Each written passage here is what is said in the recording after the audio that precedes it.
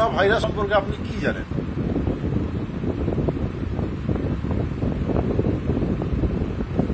বলুন, করোনা ভাইরাসটা আসলে কি? ওইটা একটা সরকারি রোগ। সরকারি রোগ? হ্যাঁ, মানে কোন সরকারের রোগ এটা? এটা এখানেই আমাদের হবে বেঙ্গলের সরকারি না এটাই চলছে। মানে মোদী সরকারের রোগ? কিরকম? মানে ওইটা একটা রোগটা বলছে মানে একবারে খুব মানে সামনাসামনি লেগে যায় একবারে সামনাসামনি লেগে যায়? লেগে যায়।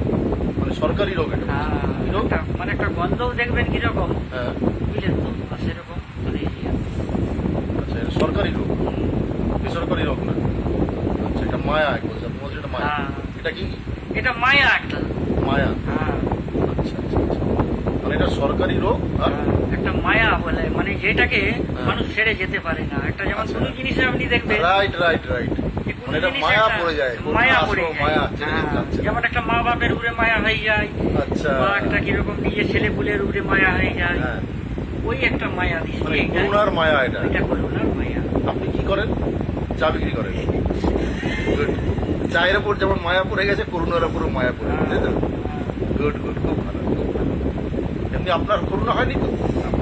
আমরা মানে আপনার উপর মায়াটা করেনি তো? সত্যি তো? হ্যাঁ, সত্যি কারো মায়া নাই। সত্যি তো? সত্যি বলছি। আচ্ছা, ঠিক আছে, ভালো থাকবেন। হ্যাঁ, আমাদের কোথা থেকে মায়া আসবে? আমাদের মা বাপ ছোটবেলায় মারা গেছে, ওই জন্য করোনা মায়া আপনার আসছে না। তবে আমাদের কোনো মায়াও নাই, ভাই ভাই সব আলাদা। মানে যাদের মা বাবা ছোটবেলায় মারা গেছে তাদের করোনা হবে না?